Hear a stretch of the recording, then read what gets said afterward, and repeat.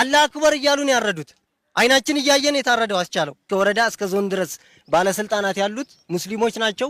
በጣም ተጽዕኖ ያደርሱብናል። ድምጻችን አይሰማም። በቃ ሐሳባችንን ማንም ሊያዳምጠን አልቻለም። ቤት ማቃጠል ጀመሩ። መጀመሪያ ይሄን ቤት ሲያቃጥሉ ህዝቡ ግማሹ መሸሽ ጀመረ። ወሳኝ የሚባሉ ቦታዎችን መውጫ መንገዶችን ዘጉ፣ ህዝበ ክርስቲያኑ እንዳይወጣ። አደጋ ከደረሰበት ውስጥ አንዱ እኔ ነኝ። ለመታረድ ከተዘጋጀ ሰው ውስጥ አንዱ እኔ ነኝ። ፈጣሪ እንደው ትረፍ ብሎኝ ነው የተረፍኩት እና ማህተብ ስላሰርን ይመስለኛል። ሁላችንም የማህተብ ልጆች ነን። ከዚህ በላይ ሌላ ምን አለ ታዲያ?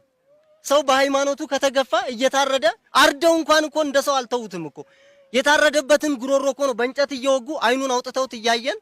ሴቷን በተለያየ 3 ቦታ በስለት ወቅተዋት ጭንቅላቱ አካባቢ እዚህ ጋር መተዋት የተሰርጉዶ ነው ህይወቷ ያለፈው። እኔ የእውነት ሰው መሆኔን የጠላሁበት በጣም ያሳዘነኝ ሰው እንዴት መቀበር እንኳን እስከሚያቅተን ድረስ በ3ኛ ቀን ነው ሬሳው የተነሳው። ኃይሌ ወንድሜ ነው፣ ዘመዴ ነው። በ3ኛው ቀን ነው ሬሳውን ጅብ በልቶት። የሰው ልጅ እንዴት ጅብ ይበላዋል? ሰው እንዴት በማተቡ ታርዶ እንዴት እንደዚህ ይሆናል? ይሄ